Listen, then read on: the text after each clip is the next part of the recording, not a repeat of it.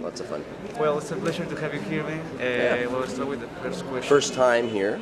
First time, yeah. How do you feel? Oh, it's great. The thing is, you don't get most of the time on these kinds of trips where you're not on a tour bus and you don't stay in the country very long. When people ask you, oh, what do you think of the country? What do you think? Yeah. You really mostly only see the airport, the drive to the hotel, the breakfast, the drive to the venue, a restaurant, back to the hotel, drive to the show, back to the hotel, and back to the airport the next morning. So the only real time we get to see anything is when we fly in if it's in the daytime.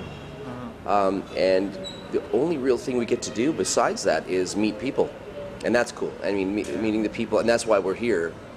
You know, if I want to go sightseeing or go be a tourist, I don't do that with my band. I do it by myself or with my girlfriend or whatever. But the people were nice. At the airport last night, a lot of people were there and very nice people. So I know it's going to be a fun show.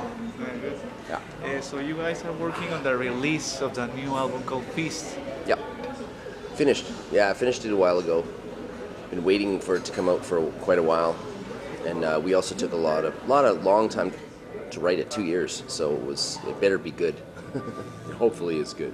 About the sound, along the same line as the latest one, as the self-titled one? Better. The production's better. And that's one thing since I've had my own studio and I like to work in the studio, I always just try to make the sound better. And sometimes I make it better and sometimes it doesn't work out as good as I want. But yeah, I think it's hard to explain.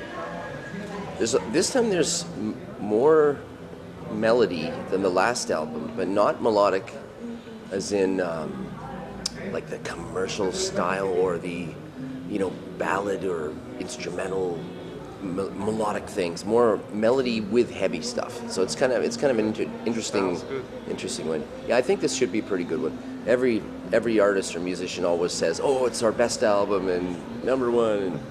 But I think this is going to be up in the top 5 of my favorite Annihilator CDs for sure. Good, can't wait. Me too. So exactly 1 month has passed since Jeff Hanneman's passing. Yeah. Did you ever get to meet him? Yeah, I met him. I didn't know him very well. I said hi to him a few times. I met Kerry King and Tom Maria more and Lombardo, but because he always seemed a little bit too. He was kind of like to be more alone, it seemed, or with his friends, or more alone. But so I didn't know him well personally at all. But musically, that's different. I mean, he, of course, was, I'd say, in thrash and speed metal. Him, Kerry King, James Hetfield, Kirk Hammett, Gary Holt from Exodus. They're the top people that made thrash metal. So Hanneman, and not only for rhythm guitar and picking and solo style, but his songwriting, everybody knows his songwriting was just amazing. The perfect cross between aggressive metal and punk. It was just amazing. Yeah, it's a big loss for sure.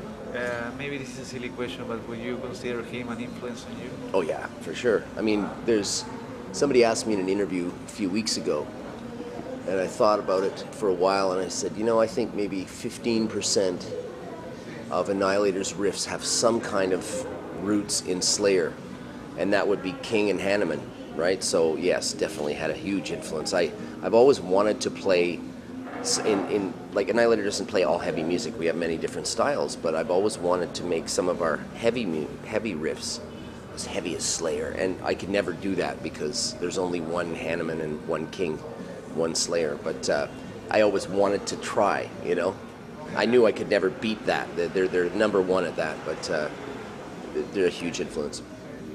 Probably my top 3 favorite bands ever, with AC/DC and Van Halen. Definitely. You just made a guest appearance on the new Children of Bodom record. Yep. Is this some kind of a payback for Alexi Laia's collaboration? Yeah, he called me up and said, I was on your CD a few years ago, so now you play on mine. Okay, it's a good trade. Yeah, it's an honor. I like that band. I especially like the melody that they put in their music. and also the fact they have a lot of similarities to my music, where we like to have fun, just have fun with our music. And some people understand that and like it, and some people don't like it. They want all aggressive. But I like Bodum and Alexei because they're really talented and they like to have fun with their metal. By the way, is there any chance Annihilator of doing another record with like guest appearances? Like maybe one person or something special, but oh yeah, actually on the new CD there is a guest friend of mine, Danko Jones. He's like a punk meets metal, right in the middle kind of band singer, and he's from Toronto, Canada, very very famous, well known in Europe and a little bit in Canada. But so that he's a different kind of music. He's not like all heavy metal musician. He's singing on one of the songs on our new CD, so that'll be kind of cool. But no, I don't think not another big guest thing. I did that. I had 12 guests on our CD called Metal in 2000. I think so, in 2007, 10 or 12. And it was a lot of fun. It was a great record. Yeah, a lot of fun. Nice people on the record, good people. You have some kind of stories with Megadeth. I think it's known you had the opportunity to work with Dave of Megadeth not only once but twice. Yeah, more than that. More than that. Dave called me up in 1989 when I was touring with Testament and asked if I would audition for Megadeth. And this is before Marty Friedman joined. And I think Diamond, well back then it was Diamond Darrell. Who else? Marty Friedman, Jeff Waters were auditioning. Were asked to audition. And I guess obviously Dimebag turned it down because he's with his brother and was in the mighty Pantera. And I had Annihilator's first CD, so we were kind of busy with that. And then, what was the other one? Of course, we got the best choice was Marty Friedman for Rest in Peace. So, but yeah, since then I didn't talk to him after that for many years, and then around 2003 or 2004, I started talking with him, and sometimes he asked me, "Hey, I might need a guitar player to fill in." Or to help out in the studio or do some solos or whatever. But it never worked out, so we just talked. And I see him at shows, talk to him on text or email sometimes, and, friends, that's all. No big stories. Oh, coffee. Hang on. Pause, edit. Here comes a coffee, edit, pause. Thank you very much.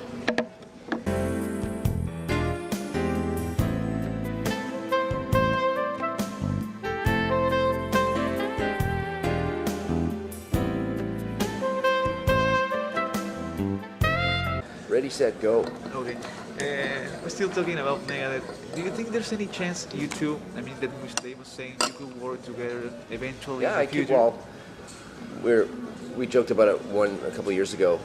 Before we die, maybe we should try to write a song together. So I hope that happens. I haven't talked to him for a while lately, but I'd love to write a song with him. That'd be a lot of fun. Even just one song. Maybe on the next Annihilator record, I'll ask him if he can come in and write a song. Would be fantastic. That would be so cool. Or maybe I can write a song with him for Megadeth and call it Megalator. Megalator. That's a good name. What do you think is the main reason Annihilator has suffered several lineup changes in history? I think when I started the band, it was in the middle of the 80s.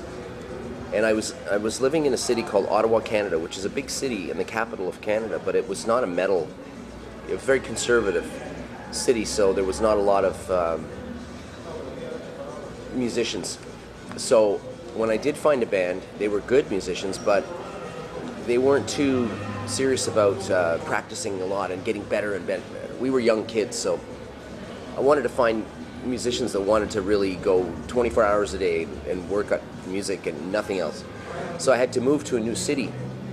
I moved to Vancouver, Canada, and then found musicians. But it was different because I was writing all the bass, the drums, the guitars, the singing, the lyrics, everything. So I was telling people, musicians and singers and drummers, what to play and how to play the bass, and I just said, I will play the bass, and I'll play all the guitars, I'll write the songs. So it's hard to have a band when you are the person doing all of the music and all of the instruments and writing. It's really a solo project. Yes. So I would hire people. I would pay them money to record in the studio, and I'd pay them money to go on tour. So that's kind of how it worked. Sometimes I would keep people for a long time, and some people it would be for one tour. But a lot of fans would see, wait, the bass player was on the tour, and the next tour he's not. So a lot of people started thinking, oh, maybe Jeff is very an asshole, dictator, or very hard to work with. But it was really all about paying someone money to do a good job and play in the band. Now it's a little bit different because I found Dave Padden, who plays guitar and sings, of course, for us for more than 10 years now. So that's different. It's moved into more of a partnership, like he's in the band. It's a two-man band. Then we found our bass player Alberto that you'll see tonight.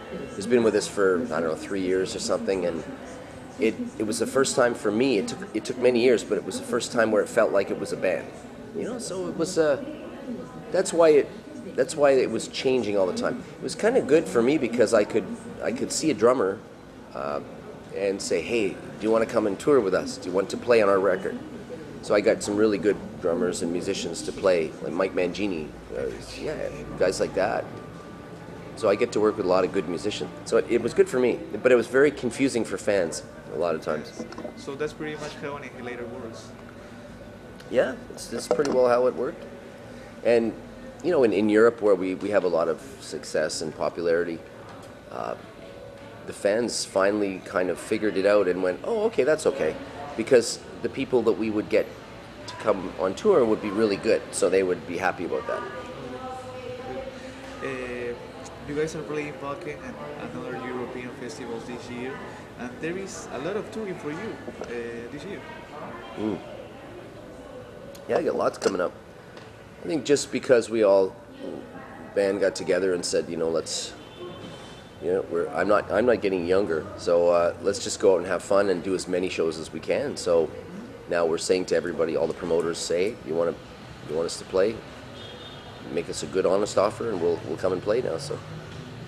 Do you have in mind maybe celebrating the 30 years of Annihilator next year? No. I kind of cool thing is, again, especially in Europe, where, like I said, we do very well. I didn't ask the record company, and I didn't ask the press to, hey, Allison Hill, 20-year anniversary, or Never Neverland, or I didn't tell them that. So it was quietly forgotten, But many bands like Doro or Metallica or all the different bands will have the big, 20 years since this album, 25 years, 27th year anniversary, 30th anniversary. But I kind of just said, no, I don't want to do that. It's so far a long time in the past for me that we don't even think about our last CD. We think about the next one, and the tour right now, and we just think short term in the future. So I'm kind of happy nobody really, the press didn't pick up on, 20 years Allison Hill. When was that? 89, 99, 99. Holy shit. 2009. 10, 11, 12, 13. So next year it'll be 25 years since Allison Hill. Wow. And 30 years of Annihilator. Yeah, I guess so. Yeah. Okay. I don't like to hear that though. It makes me sound old. Well, if I now get into Jeff Waters' car, why would I listen? Right now, the last thing I had in my CD player was pause. Hang on, I gotta think of this. It's the last CD I put in there. What are the bands that you have been listening lately? Oh, see, that's an easy question, but now that you ask me, I'm like, yeah. Fuck is it? What was I just listening to? New Soil Work. Great 2 albums. album. Yeah. The Living Infinite. 2 records, incredible singing. Yeah, I love it. Amazing singing on that album. Speed is just Speed. incredible. Yeah, Yeah. very underrated singer. Yeah.